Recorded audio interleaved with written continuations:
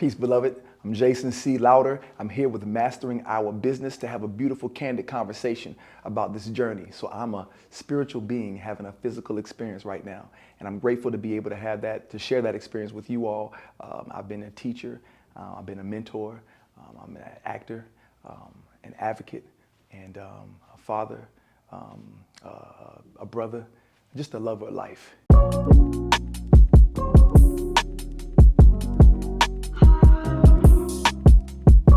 What inspires me, I think life inspires me. I'm inspired by just this beautiful journey, and I see other people's journeys, and that when I see them overcome, I think that gives me a motivation to continue on, and it allows me to know that, you know what, all things are possible, you know what I'm saying? And then as far as what inspired me to become an actor,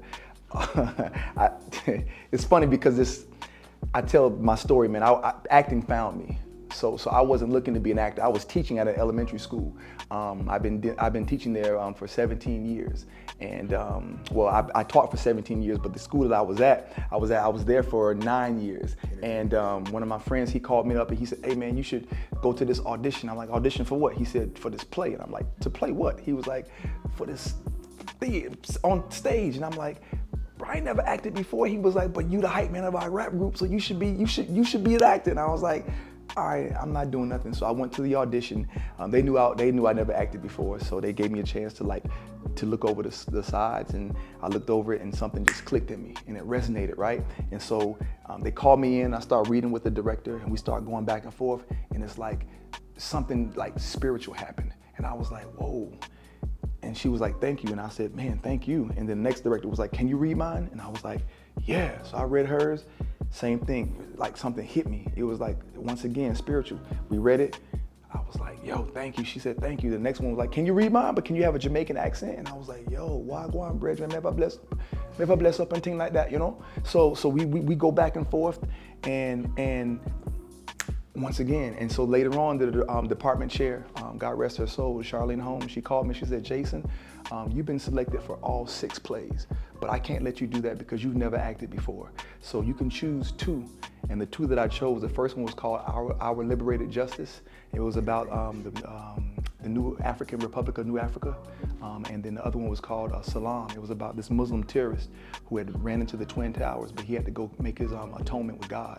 So it was just me by myself on stage atoning with God. You know what I'm saying? So like that right there was my introduction, and the bug bit me, and I was like, man, I want to act in everything now. So I was like, where can I take classes? I gotta get this. So that's kind of why, that's how acting found me. I tell people that all the time. I wasn't looking to be an actor. It like legitimately found me. I prepare for a role, man. I use what I call, what my acting father, Victor Love, he calls the Chubbuck technique. We have the Chubbuck technique. We go through the 9 steps of creating a character.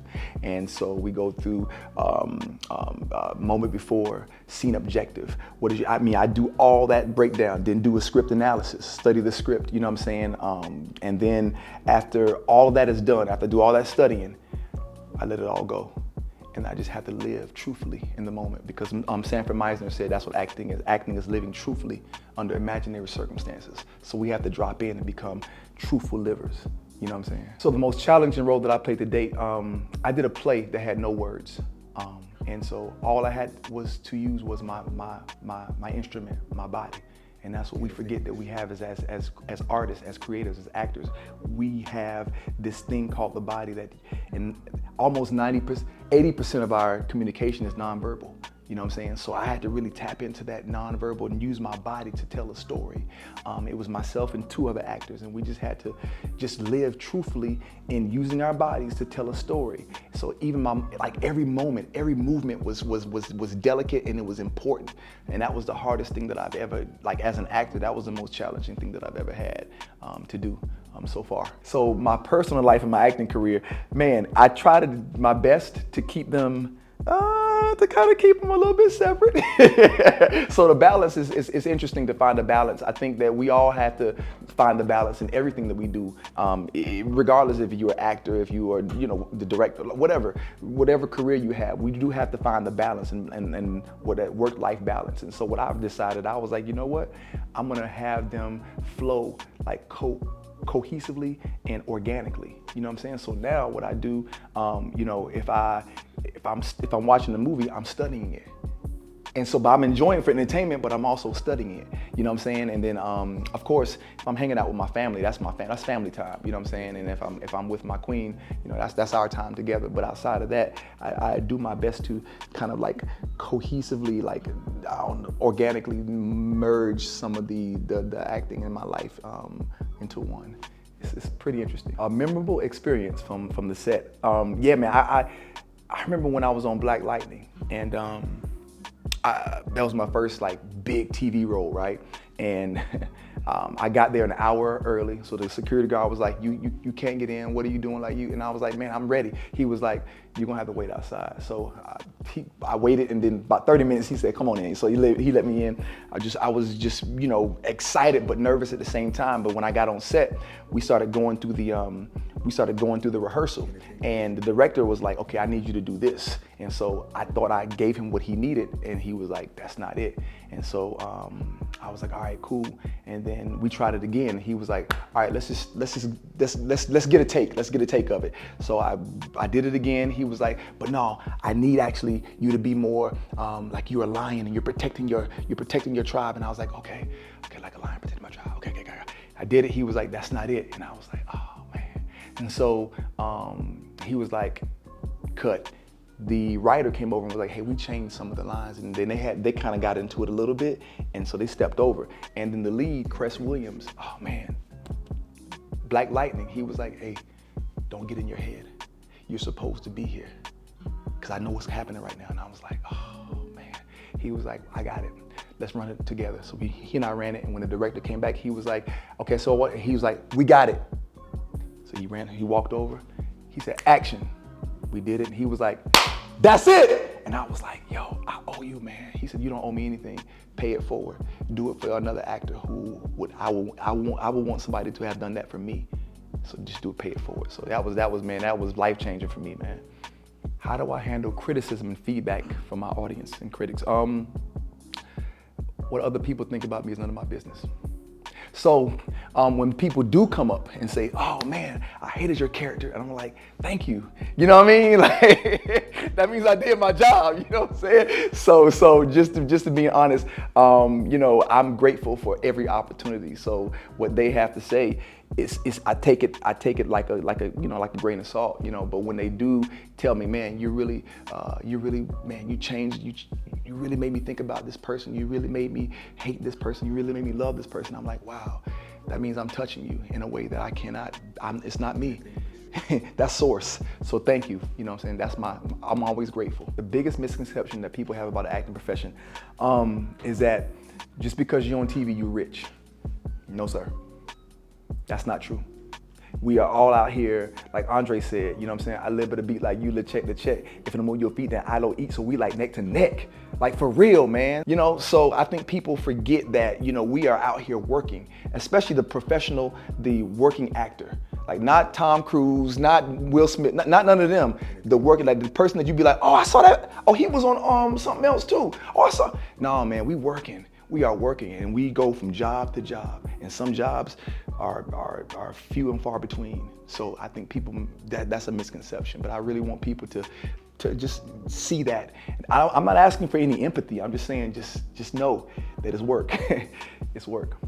I'm proud of every single project that I've done, you know what I'm saying? Because it took something in me I had to pour myself into a lot of these, all the roles I do, I pour a piece of myself into, but I also have to go to places that I've never been to before. I never thought that I would want to go to, you know what I'm saying? So all of them have been beautiful challenges. Oh man, there's so many genres I'm excited to explore. Science fiction, because when you look at Star Wars and The Matrix and Star Trek, where we at? We there. So it's time to tell our stories from that space. Like, we are from outer space. So like, we should be the ones who those are our stories.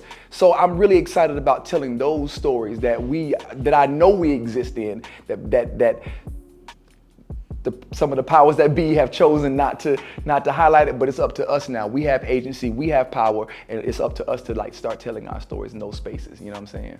I feel like my life's purpose is storytelling. And so because a storyteller, or a griot, as they call them in traditional Yoruba, a storyteller is one who tells stories in many facets. So I can tell stories to children in the space as I do storytelling at libraries, and I come as Babatunde, the griot. You know, he's an African storyteller, right? And then I'm on TV telling stories.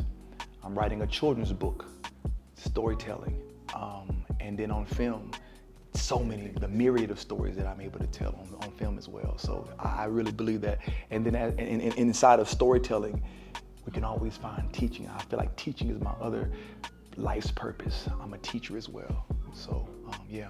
If I could have dinner with any historical figure or fictional character, who would it be and why? Man, brother. I would, golly, man.